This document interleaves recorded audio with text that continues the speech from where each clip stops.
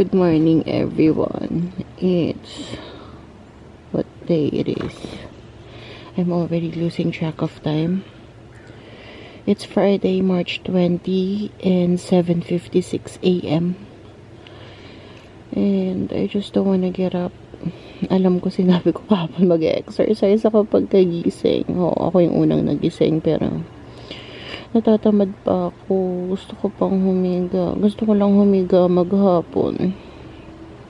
Pero I already made my tea. My teeny skinny. Pero nilagyan ko siya ng salabat powder with lemon. So, pinapaano ko lang siya. Tapos iinumin ko na din. Kasi lagi na ako nagko-coffee. So, magtiti naman ako. Nakakatamad sobra. Sobrang tamad na tamad ako ngayong araw na to. So, baka wala kayong makita sa vlog ko na to. Later. So, kahapon dito sa US, napanood ko sa mga news, paulit-ulit na they are like calling Americans all over the world na bumalik na dito sa US dahil baka hindi na nila matulungan sa days to come para makabalik dito. So, sabi nila, kung makakasakay na sa mga commercial airlines, do it. Para, andito na sila, syempre, diba? In case mag-lockdown totally nationwide. Because yesterday, gabi ata, around 6 p.m. Ganyan, yung 6 p.m. news, yung governor ng California made it, he made parang community quarantine din statewide dito sa California.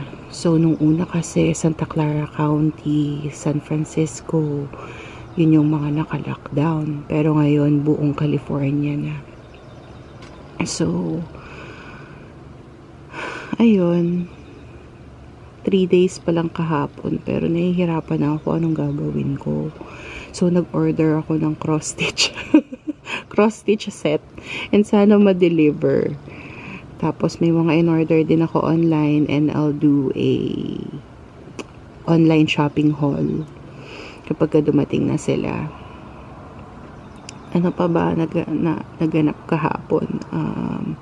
Wala, I just stayed home syempre dahil naka-lockdown nga tayo and me being a good citizen of California.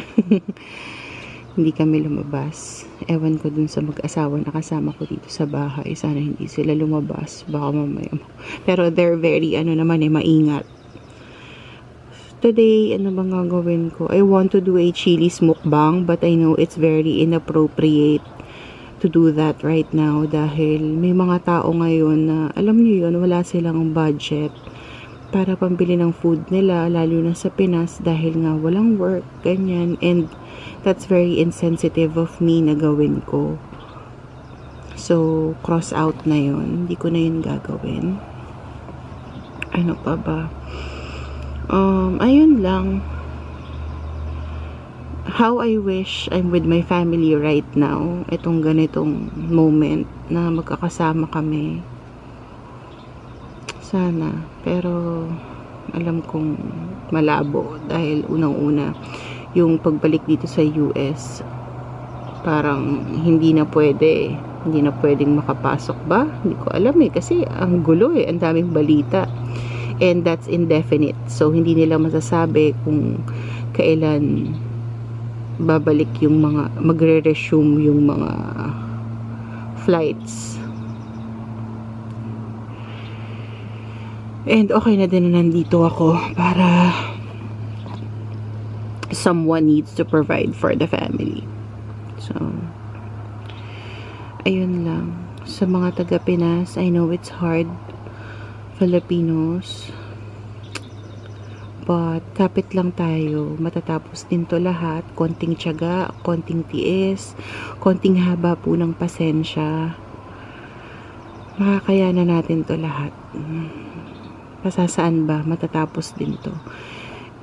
dito tinetest yung ating patience, yung ating faith, kung gaano tayo katatag, and pakita natin na kayang-kaya natin to. Huwag tayong panghihinaan ng loob, dahil pag pinanghinaan tayo ng loob, yung family natin, lalo na kung ikaw yung breadwinner ng family or sa'yo kumukuha ng strength yung bawat member ng family mo.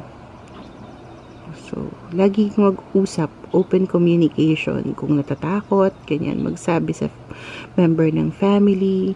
Kung may nararamdaman, especially na symptoms, magsabi na kayo agad, wag niyong itago. Kung mild, siguro baka pwede nga talagang mag-isolate ka sa kwarto, ganyan, and treat the symptoms. Sana maging okay na yung vaccine. Let's all pray together na makahanap na sila ng tamang vaccine, makagawa na sila ng tamang vaccine para sa COVID-19 virus na yan, dyan sa virus na yan. It's like the world just push the reset button, or earth. Parang yung mundo natin, parang baka ito yung sinasabing end of an era or end of the world, pero nandito pa din tayo. Alam niyo yun, baka, how will I say that? Kasi parang nagpapahinga nga naman yung mundo, yung earth, sa lahat ng trouble na nakos natin sa kanya.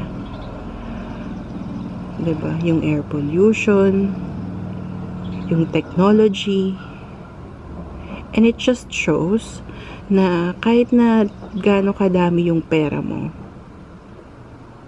alam mo yun, wala yung magagawa kapag katag-dilubyo na. So let's not be greedy, and isipin din natin yung sitwasyon at kapakanan ng iba sa ganitong panahon. I always pray lang to God na for Him to keep my family safe, my son especially, ang layo-layo niya. Ngayon gusto ko siyang yakapin and tell him na it's gonna be okay. But I know na nandun si Dada to tell him that, to tell them that. Ayun lang. Ayoko nang maging super emotional as I am right now. Dahil so, ayun lang guys. Stay safe and healthy. Hydrate. Wash your hands, proper hygiene. Kapag lumabas kayo ng bahay, hubarin nyo na yung ginamit nyong damit. Palitan na, if you can, maligo na, para talagang walang kakapit na virus. And yung hamper, laban na agad yung mga damit na naandyan. Huwag nang itenga. Kasi syempre, di ba, nandun din yung virus. So, nasa loob pa rin ng bahay natin. Ayun lang, mag-iingat kayo and see you later. Kaya natin to. Hi everyone! It's already nighttime, 7:54, and nakaligo na ako. I'm ready for bed. Kanina nag-vlog ako, kakagising ko lang, ngayon patulog na ako. Well, I'm sure hindi ako makatulog agad dahil kagabi 12:35 AM na ako natulog. And I'm pretty sure I'm gonna be binge watching tonight as well. So, yun. Walang ganap ngayon. I just stayed home, watched TV, ate.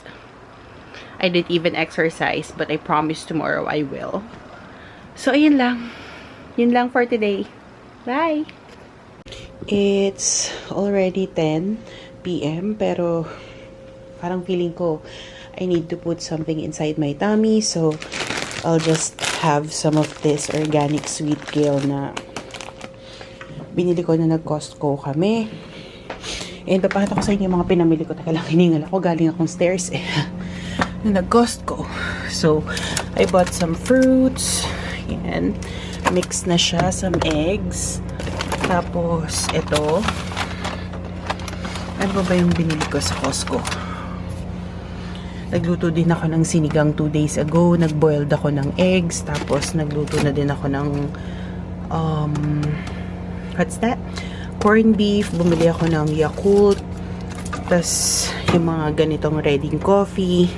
Tapos, some breads. Tapos, nandito yung aking mga stocks na rice, delata, and pancit canton.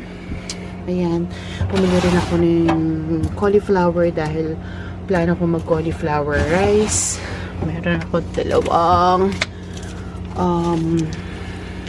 tender juicy hot dog na hindi siya kasing lasa pero pwede na, wala kang choice. So, yeah. Tas maraming lutong food dyan. And I have this Japanese, tama ba? Okoriyamas nakalagay. Light na cheesecake. Di ko alam kung Japan. So, sarap siya. Hindi siya matamis. Gusto ko yon. So, tara na. Maglagay na tayo ng kale. Finally, I finished it. It's kind of dry and it tastes like green. Lasang dahon na dahon. Yung tinikman natin nung bata tayo dahil akala natin masarap yung dahon or yung damo dyan sa labas. Yun yung lasa niya. Well, I'm used to lasa ng kale but biniblend ko lagi together with green apple, with banana, but yeah. And binibili ko din lagi itong salad na to. It's just, ewan ko, mali ata yung bili ko. Akala ko yun or hindi na ako sanay. So, I don't know. But it's all good. I mean, naubos ko naman. So, thank you sa kanyang sauce or sa kanyang dressing.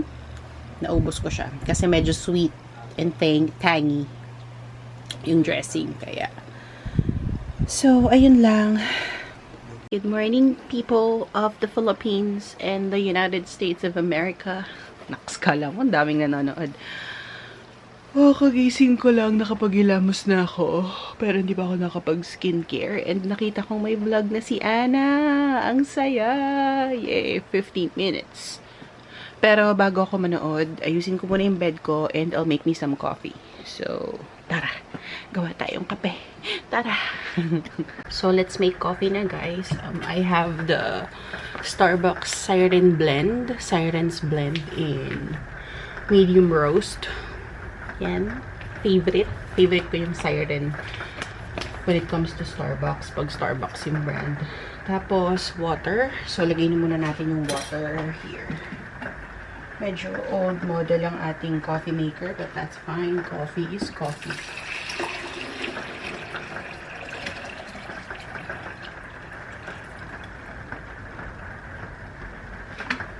Yan. So, 8.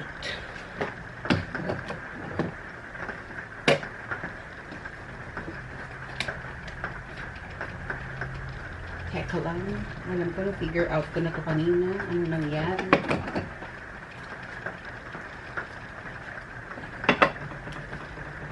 I have to... Ay, ito pala. Ayan.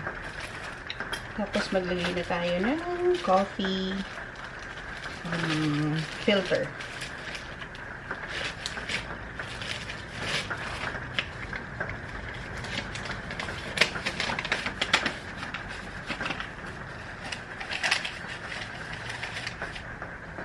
Ayan. And then the coffee before we press start. So 8. Okay. 1, 2, 3,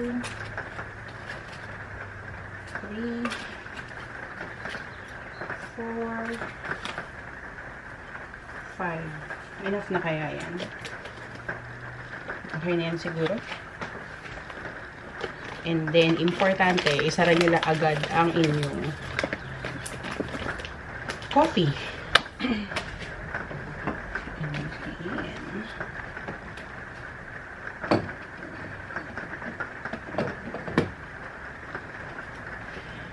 And then, press. Pinaprogram pala to.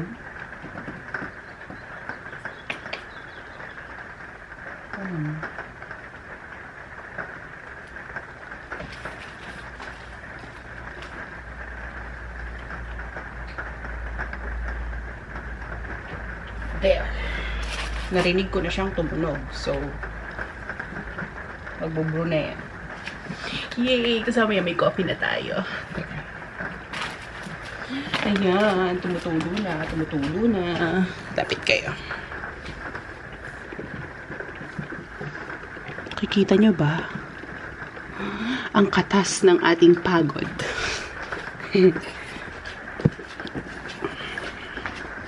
Pa tayo ng cup. Aray. And, ayan. Pag nagko-coffee ako, black lang. Ayokong may sugar, ayokong may creamer. Well, minsan gusto ko may creamer, pero mas madalas. Okay na ako sa black coffee. Ang cute ng mug ko, nakalagay, Quezon City. Starbucks din to. OMG! Sarap. Can you see that? That's the magic. Diyan na kayo. Update, update. Madami na siya. And I can smell it already. Smells so good. I'm excited. Taste test! Alam niyo ba na ang coffee is full of antioxidants? It's good for you. Pero syempre lahat naman ng sobra hindi maganda. Ang sarap. OMG. Kaya medyo yellow yung teeth ko. Ang sarap. Kaya na yung pandesal. Hi daw, sabi niya. Ang sarap. Hi! Wala akong magawa. So, I'm gonna do what's inside my wallets video. Singit na lang natin sa vlog na to dahil walang content. Walang ka-content ang vlog. Come on, makisama ka naman. Ayan. So, on a regular basis, kapag medium size to large yung bag na dala ko, I bring with me 3 wallets, 2 card holder, and 1 major wallet na medium size lang. Hindi na ako gumagamit ng mga long size wallet dahil kadalasan ng mga bags or errands bags ko are smaller size. Kaya I'm into card holders and pinakamalaki na yung medium size wallet. So let's start with my Chanel card holder. Pero ano lang to, VIP gift lang to. I have my Macy's, kita ba yan? Star Rewards card. And JCPenney here. Yan. Ayan. Hirap akong ipa-focus eh. Dito sa front na slit pocket, walang nakalagay. I just leave it like that. Ayan. Dito sa main compartment, yes, I do have my Amazon store card, Daniel's card, Safeway Club card, the Children's Place card, and of course, paano mawawala ang Sephora Beauty Insider card sa wallet ng mga kababaihan? Hindi yan mawawala. Hindi. It's a crime pag nawala yan. Okay, yun na yun. Yun na yung laman nito. Moving on to my next card holder, which is the, tago tayo para mag-focus, Ralph Lauren silver card holder. Ayan. Sa harap, tago ako para focus, is my clipper card. Ayan. Dahil kapag nawalan ng laman yung aking cards na ginagamit ko for my Uber and Lyft, hindi ako magiging pagala-gala sa lansangan dahil may clipper card ako. So, this works for, excuse me. This works for Caltrain, BART, and VTA buses around the Bay Area. Okay, dalawa kasi yung slit pocket niyan. So, dito naman yung sa taas, I have my Starbucks cards. Who loves coffee? Kaway-kaway. Ayan. And sa main compartment, this holds my business cards. Okay. So, oh my gosh! And my voice! Oh, Look! This is Amon. Ah! Dada! And Kuya. Oh my goodness. My boys. I was looking forward of them na makasama sa mga vlogs ko, but unfortunately, huwag na natin balikan yung story na yun. Alam niyo na hindi ako nakauwi. My business cards. Sa akin nakafocus. Ayan, business cards. Siguro mga 15 pieces to. And our Blessed Mother. Ayan. Ayan lang yung laman ng aking silver card holder. Hold on, let me just put my stuffs back. Okay, last is my main wallet. Oh my, kakainis tong ano. Ayan. May main wallet. Ayan siya. So, pag binuksan mo siya, it opens up like so. I have 1, 2, 3, 4, 5, 6 credit card, 1 debit card, and my California ID. Slit pocket. First slit pocket right here. I have my insurance, medical insurance card,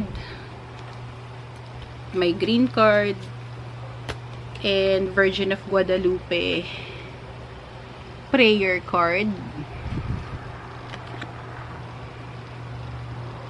Ang focus ba?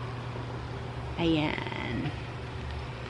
Si Virgin of Guadalupe ang saint, or hindi saint, ang ano na yung mama eh. Ano bang tawag doon? Basta, merong tawag yun something eh. Tapos dito sa isang slit pocket is single care, which is 80% on your prescription card na hindi ko naman ginagamit, but it's better to have it there. Diba? Baka magamit natin soon. And then, sa main compartment ng wallet are cash.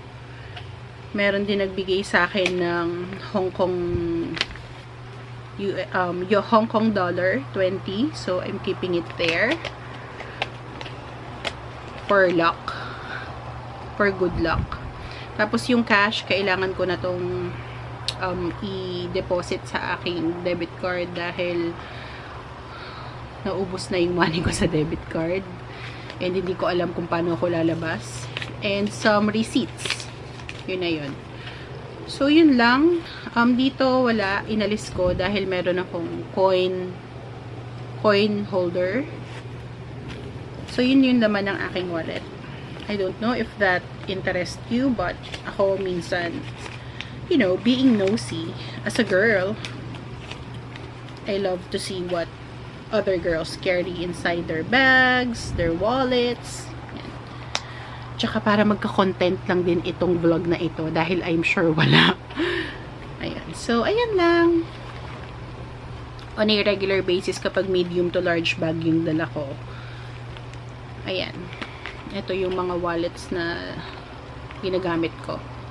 Pero, kapag ka super liit lang ng bag na dala ko, like the Celine Nano, yung mga maliliit lang, card holder lang. Card holders lang ang aking dala-dala. Pero kapag meron naman akong enough space, talagang medium wallet. Hindi ako naglalong wallet. Medium size. Ito na yung pinakamalaking wallet na meron ako. Ayan. So, ayan lang. Bye! So, I'll be closing this vlog na people. Stay safe and healthy wherever you are in the world. And practice and implement lahat ng sinasabi nila. Hand washing, sanitizing, social distancing. Please, please, please. Matatapos din to. Malapit na, nararamdaman ko. So, bye guys. See you on my next vlog.